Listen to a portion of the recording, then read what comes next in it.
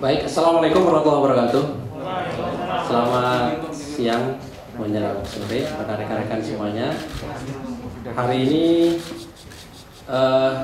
KPK akan menyampaikan tentang update perkembangan terkait dengan kegiatan KPK kemarin tanggal 1 Juni 2020 terkait dengan adanya penangkapan terhadap tersangka yang selama ini telah menjadi DPO dari KPK.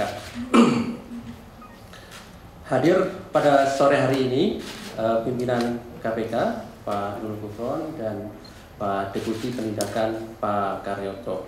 Nanti akan disampaikan poin-poinnya oleh pimpinan terkait dengan beberapa hal kegiatan dimaksud. Kemudian yang kedua, nanti kami persilahkan pada rekan-rekan untuk memberikan pertanyaan. Bukan berarti kami akan membatasi, tetapi kami bagi dua gitu ya. Bagi dua, sayap kanan dan sayap kiri. Nanti masing-masing 3 penanya. Jadi hanya 2 sesi, masing-masing 3 penanya. Nanti kami persilahkan setelah selesai nanti pimpinan membacakan beberapa poin-poin di konferensi sore hari ini. Baik, begitu ya teman-teman.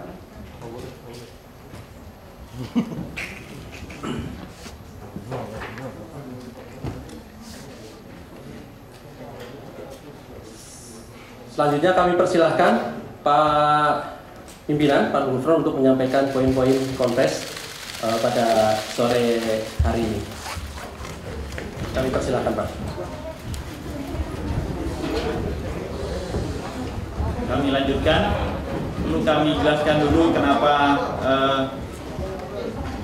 para pihak yang kami tangkap itu kami kembalikan ke tempatnya, karena memang proses pemeriksaan masih sedang berlangsung ya. Yang penting kami telah ingin mempublikasi dan yang bersangkutan telah berada di KPK. Ini itu poin penting yang bersangkutan dihadirkan, karena proses pemeriksaan sedang berlangsung, kami kembalikan kepada tempatnya yang masih dalam proses pemeriksaan. Kami lanjutkan. Jadi kami pada hari Senin tanggal 1 Juni 2020 tim KPK telah melakukan penangkapan terhadap tersangka NHD dan RHE.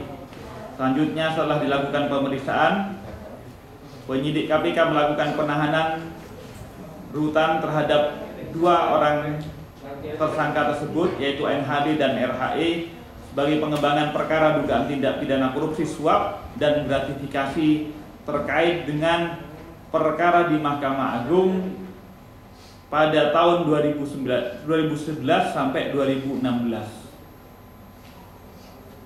Penahanan rutan dilakukan kepada 2 orang tersangka tersebut selama 20 hari ke depan terhitung sejak hari ini tanggal 2 Juni 2020 sampai tanggal 21 Juni 2020 masing-masing di rutan tahanan KPK Kafling C1. Kronologisnya, penangkapan DPO dalam hal ini tersangka NHD dan RHE. KPK sejak bulan Februari telah menetapkan status DPO terhadap tersangka NHD, RHE, dan HS. Sejak ditetapkan DPO, penyidik KPK dengan dibantu pihak Polri terus melakukan pemburuan secara aktif melalui pencarian terhadap para DPO, antara lain dengan melakukan penggeledahan rumah di berbagai tempat baik di Jakarta maupun di Jawa Timur. Pada tanggal 1 Juni 2020 hari Senin kemarin sekitar pukul 18, tim penyidik KPK mendapat informasi dari masyarakat mengenai keberadaan 2 tersangka tersebut yang berstatus DPO tersebut. Selanjutnya, berdasarkan informasi tersebut, tim KPK bergerak ke Jalan Simpruk Golf 17 nomor 1 Grogol Selatan, Kebayoran Lama, yang digunakan sebagai tempat persembunyian NHD dan RHE. Selanjutnya, dengan dilengkapi surat perintah penangkapan dan penggeledahan pada sekitar jam 21.30, penyidik KPK mendatangi rumah tersebut untuk melakukan penggeledahan. Awalnya tim penyidik KPK bersifat persuasif dengan mengetuk pagar rumah namun tidak dihiraukan.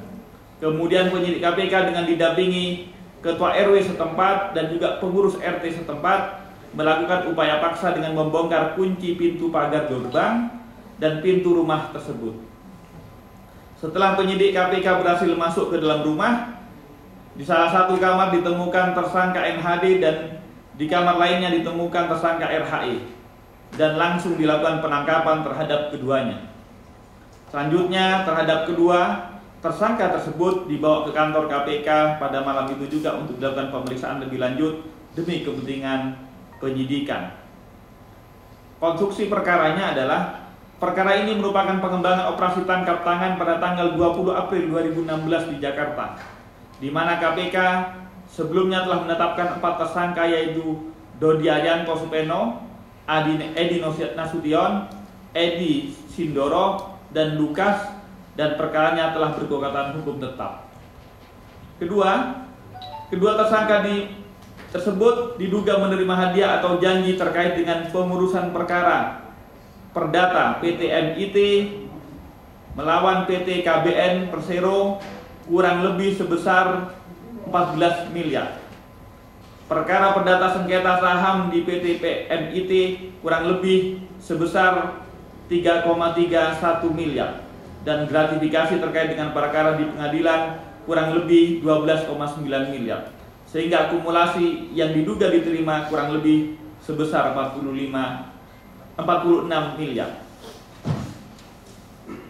Para tersangka disangka melanggar pasal NHD dan RHE disangkakan melanggar pasal 12 huruf A atau 12 huruf B, subsidiar pasal 5 ayat 2, lebih subsidiar lagi pasal 11 dan atau pasal 12B Undang-Undang 31 tahun 99 sebagaimana telah diubah dengan Undang-Undang 20 tahun 2001 tentang pemberantasan tindak pidana korupsi Junto pasal 55 ayat 1 ke 1 KUHP.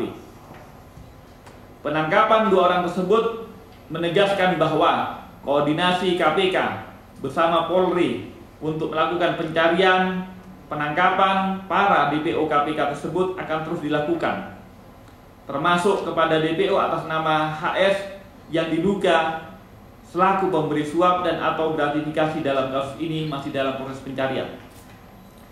KPK berterima kasih dan mengapresiasi kepada masyarakat yang telah memberikan informasi terkait keberadaan para DPO kepada KPK. Kepada tersangka HS dan seluruh tersangka KPK yang masih dalam status DPO sampai saat ini kami ingatkan untuk segera menyerahkan diri kepada KPK. KPK juga membuka akses penerimaan informasi bagi masyarakat yang mengetahui keberadaan para DPO KPK untuk melaporkan kepada kantor kepolisian terdekat atau menginformasikan kepada KPK melalui call center 198 atau nomor telepon 021 255 78 300. Peran serta masyarakat dalam pemberantasan korupsi sangat penting bagi KPK. Sekian yang dapat kami sampaikan. Yang penting sekali lagi kami sampaikan apresiasi kepada semua para pihak yang telah ikut serta mensukseskan proses penangkapan DPO KPK, tak terkecuali masyarakat maupun pihak-pihak yang telah berkontribusi positif. Sekian, terima kasih.